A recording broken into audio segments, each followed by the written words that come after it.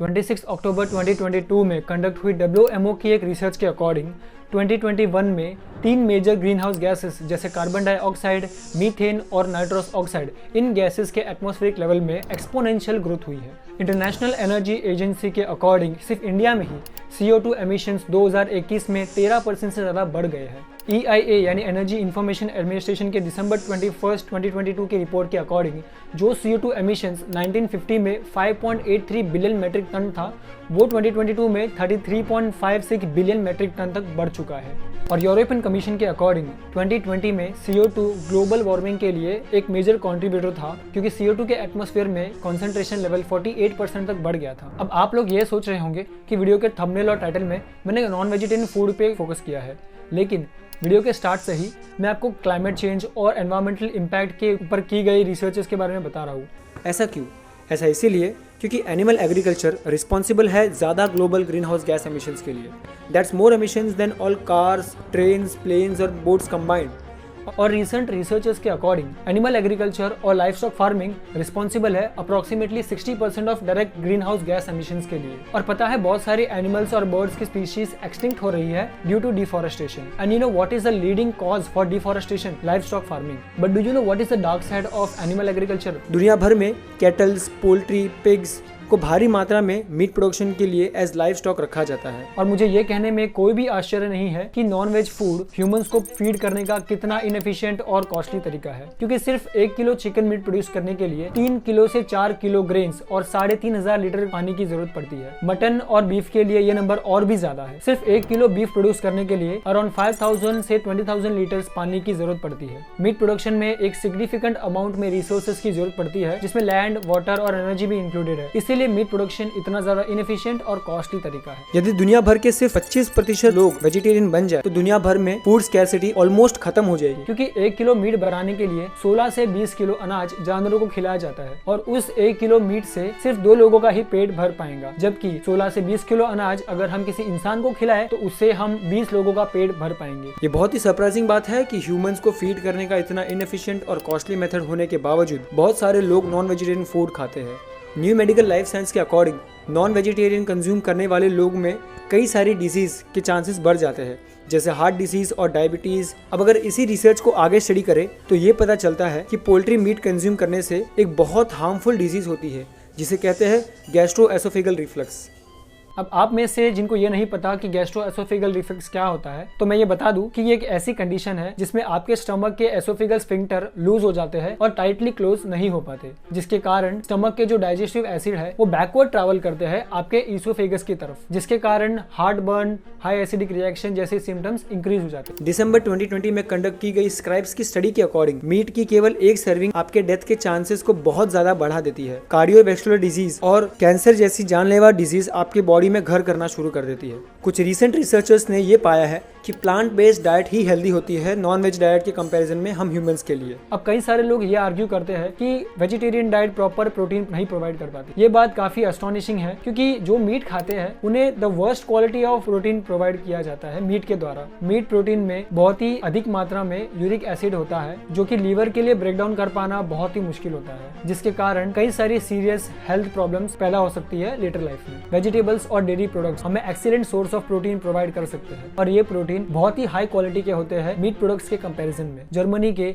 Max Planck Institute के रिसर्चर्स ने तो ये भी पाया है that most vegetables, fruits, seeds, nuts and grains are excellent source of complete protein. और ये तो आपको पता ही है कि मीट को डाइजेस्ट करना भी कितना डिफिकल्ट होता है, और ये डाइजेस्टिव प्रोसेस में हमारे एनर्जी रिजर्व्स को बहुत ही हद तक एग्जॉस्ट कर देता है। क्या हमारी ह्यूमन बॉडी मीट कंज्यूम करने के लिए बनी भी है? The short answer is no. और वो इसीलिए कि एनाटॉमिकली कई फीचर्स में हम हार्बीवरस एनिमल से सिमिलर है, और हमारी बॉडी बनी है प्लांट बेस्ड डाइट को कंज्यूम करने के लिए, just like herbivorous animal. So let's see why our bodies are not specifically designed to consume meat by comparing our body to herbivorous as well as carnivorous animal. अगर इस chart पर नजर डालें तो कई सारे फीचर्स और कई सारी बातें हमें पता चलती है that what makes herbivorous and carnivorous animal different. जैसा कि आप देख सकते हैं कि फेशियल मसल्स कार्निवरस एनिमल्स के इतने डेवलप नहीं है, इसीलिए वो अपने मुंह को हॉरिजॉन्टली इतना वाइड ओपन नहीं कर सकते, जबकि ह्यूमंस और हार्बीवरस हार्बीवर्स के फेशियल मसल्स वेल डेवलप्ड होते हैं। दोस्तों ये फीचर काम आते हैं फेशियल जेस्चर्स में, जैसे स्माइलिंग, फ्राउनिंग, विंकिंग में, जो कि इमोशंस और किसी मैसेज को कन्वे करते हैं। जॉ मोशंस की बात करें तो कार्निवरस बहुत ही minimal side to side motion कर पाते हैं।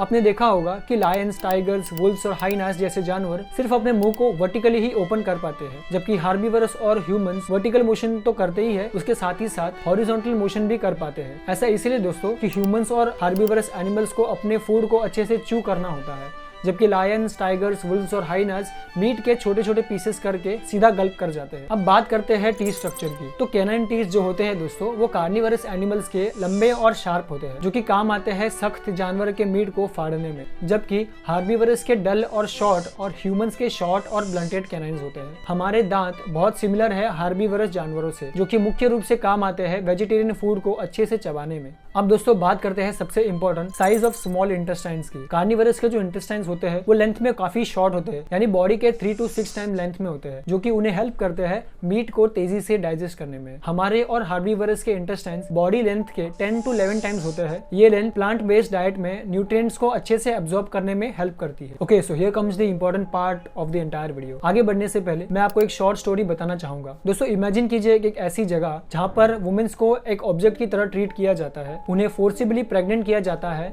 उनसे बच्चे पैदा करवाए जाते हैं, और जो बच्चे पैदा होते हैं उनमें से लड़की को तो जॉब मिल जाती है जिसमें 6 महीने उस लड़की की ट्रेनिंग होगी, लेकिन अगर कोई लड़का पैदा होता है तो उसे तुरंत ही एक श्रेडर में डालकर उसके छोटे छोटे टुकड़े कर दिए जाते हैं, और उस बच्चे के उन टुकड़ों को उसी माँ को खिला दिया जाता है जो बच्ची थी। उसकी ट्रेनिंग में वो 6 महीने तक एक छोटे से 10 बाय 10 के कमरे में 1000 लड़कियों के साथ घुटन में रहती है। इन 1000 लड़कियों को रोज टॉर्चर किया जाता है ताकि ये चुपचाप रहे और ज्यादा हलचल ना करे, और 6 महीने की इस टॉर्चर भरी ट्रेनिंग के बाद इन्हीं 1000 लड़कियों को भी प्रेग्नेंट कर दिया जाता है, और ये प्रोसेस चलता रहता है। और इमेजिन करो एक ऐसी जगह है जहाँ पर मासूम लोगों को बंदी बनाकर दिन रात उन्हें मारा जाता है।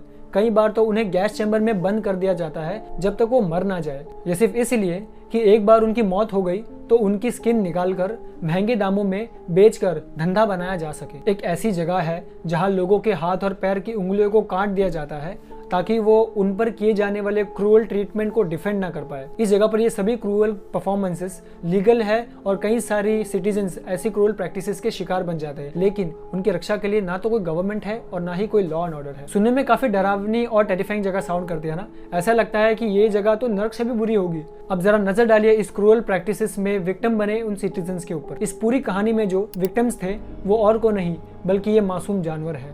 हम इंसानों ने इन मासूम जानवरों के लिए नरक से भी बुरे हालात पैदा कर दिए हैं। अब जो लोग नॉनवेज खाते हैं वो लोग तो ये फुटेज को जरूर देखें। ये सारी की सारी स्टैंडर्ड प्रैक्टिसेस होती है जो कि स्लॉटर हाउस में की जाती है। और पता है मैंने ये सारी फुटेजेस रैंडम उठाई है, मुझे इन फुटेजेस को शॉर्टलिस्ट करने की भी जरूरत नहीं पड़ी ताकि मैं इस वीडियो को, इस पार्ट को इमोशनल बना सकूं। लाइक ये देखो, ये चिकन बेचारा कितना स्ट्रगल कर रहा है, ये देखो ये इनोसेंट जानवर कितना स्ट्रगल कर रहा है जीने के लिए। दोस्तों ये तो फुटेजेस हम देख पा रहे हैं क्योंकि ये कैमरा में कैप्चर हुई है। सोच के देखो वो चीजें जो हमें कैप्चर नहीं करने दी गई, क्या होता होगा वहां पर। बट लोगों को ये सब देखना नहीं है, वो लोग ये देखना चाहते ही नहीं है। उन्हें बस अपने प्लेट में अपना नॉनवेज खाना रेडी चाहिए। अब ये सोच के देखो कि जब आप सुपरमार्केट जाते हो तो वहां आप मीट सेक्शन में क्या देखते हो, एक चिकन मीट की पैकेज जिसके ऊपर एक हैप्पी चिकन की फोटो लगी हुई होती है, राइट। तो चलिए मैं आपको रियलिटी चेक करवाता हूँ। इस टाइप के चिकन प्रोडक्शन को पोल्ट्री फार्मिंग कहा जाता है, जिसमें हाई डिमांड के कारण बहुत छोटी सी जगह में बहुत सारे चिकन्स को लाद दिया जाता है, कुछ को उनके अंडों के लिए तो कुछ को उनके मीट के लिए। अकेले इंडिया में ही 2021 में करीब 27,000 लाख चिकन्स को मार दिया गया है उनके मीट के लिए। कई स्लॉटर हाउसेज में तो एक साथ कई मुर्गियों को पालने के लिए उन्हें एक के ऊपर एक छोटे केजेस में ठूस दिया जाता है, जिन्हें बैटरी केजेस कहते हैं। उनकी चोंच को एक गर्म रॉड से मेल्ट कर दिया जाता है ताकि वो उस छोटे से केज में दूसरी मुर्गियों को परेशान न करके उन्हें इंजर ना कर पाए। जो फीमेल चिकन्स पैदा होती है उन्हें तो एग्स के लिए रख लिया जाता है, लेकिन जो मेल्स होते हैं उन्हें चिकन श्रेडर में डाल के तुरंत ही उन्हें मार दिया जाता है। चिकन्स को मारने के लिए एक प्रोसेस को फॉलो किया जाता है जिसे कहते हैं गैसिंग, जिसमें चिकन्स को उनके शेड से निकालकर एक बड़े से एयर टाइट कंटेनर में ठूस दिया जाता है। जैसे जैसे कंटेनर में CO2 कॉन्सेंट्रेशन बढ़ता रहता है, कुछ बर्ड्स पैनिक कर जाते हैं, कई सांस लेने के लिए तड़पते हैं, कुछ बर्ड्स कार्डियक अरेस्ट से मर जाते हैं और कुछ बर्ड्स तो दूसरे बर्ड्स के नीचे सफोकेट करके मर जाते हैं। कुछ ऐसे ही सिमिलर ट्रीटमेंट बाकी जानवरों के साथ भी की जाती है, जैसे gassing, cutting of organs, slicing of throat open, hanging upside down. अब एक और शॉकिंग बात बताना चाहूंगा कि कि India is one of the world's largest beef exporter. सोच के देखो दोस्तों, जिस देश में गाय को पवित्र और पूजनीय माना जाता है, उसी देश में गाय के रेड मीट को भारी मात्रा में एक्सपोर्ट किया जा रहा है। कई सारी फुटेजेस सामने आती है उन स्लॉटर हाउसेस की जो ये दावा करते हैं कि हमारे यहाँ तो जानवरों को अच्छे से ट्रीट किया जाता है उनके मीट के लिए। हम इंसानों ने इन इनोसेंट जानवरों के लिए नरक से भी भयानक जगह बना दी है। इन बड़ी बड़ी कंक्रीट की दीवारों के पीछे क्या होता है, ये उन जानवरों से ही हमें जाके पूछना चाहिए। हम उन्हें हर दिन पेन और सफरिंग महसूस करवाते हैं। हमें ये बातें काफ़ी शॉकिंग लगेगी क्योंकि हमें टेलीविजन, सोशल मीडिया और मार्केटिंग के थ्रू सिर्फ यही दिखाया जाता है कि इन जानवरों को खाना हमारे रूटीन का ही एक पार्ट है। हमें ये दिखाया जाता है कि एक मीट मील के थ्रू हम लोगों से कितना हैप्पीली कनेक्ट कर सकते हैं, फैमिलीज, फ्रेंड्स के साथ। बट किसी को इस डार्क साइड के बारे में पता ही नहीं है क्योंकि ये दिखाई ही नहीं जाती। अगर हम ठान ले तो ये सब कुछ रोका जा सकता है। हमें फुल प्लांट बेस्ड डाइट को अडॉप्ट करना चाहिए, मतलब मीट, एग्स, फिश, इन सब को हटाकर वेजिटेबल्स, ग्रेन्स, फ्रूट्स को ज़्यादा से ज़्यादा अपनी डाइट में लाना। अब कई सारे लोग ये आर्ग्यूमेंट करते हैं कि वो अगर मीट नहीं खाएंगे तो उनकी बॉडी में प्रोटीन की कमी हो जाएगी और उनकी बॉडी की ओवरऑल डेवलपमेंट नहीं होगी और बॉडी में स्ट्रेंथ नहीं आएगी। तो मैं उनकी जानकारी के लिए ये बात बता दूं कि कई सारे ऐसे एथलीट्स हैं जो प्योर वेजिटेरियन हैं और वो जाने माने लोग हैं जिन्होंने अपने नेशन को, अपने सोसाइटी को रिप्रेजेंट किया है वर्ल्ड के सामने। दोस्तों, प्योर वेजिटेरियन बनने का चुनाव करके हम काउंटलेस एनिमल्स की जान बचा सकते हैं और उनकी सफरिंग्स को कई हद तक कम कर सकते हैं। अब कई सारे लोग ये आर्ग्यूमेंट भी करते हैं कि उनके लिए ये non veg to pure veg switch करना काफ़ी डिफिकल्ट है। बट दोस्तों, हमें ये भी नहीं भूलना चाहिए कि हमारे स्विच करने का स्ट्रगल उन जानवरों के जीने के स्ट्रगल से काफ़ी कम है। एंड ट्रस्ट मी फ्रेंड्स, हमें वो सारे ज़रूरी प्रोटीन्स प्लांट बेस्ड डाइट से मिल जाएंगे जिनके लिए इन इनोसेंट एनिमल्स को मरना पड़ रहा है। दोस्तों, नॉनवेज को छोड़कर हम इस सोसाइटी को और इस प्लैनेट को बचा सकते हैं। तो प्लीज़ नॉनवेज को छोड़ो और pure vegetarian plant based diet को एक्सेप्ट करो। हरे कृष्णा।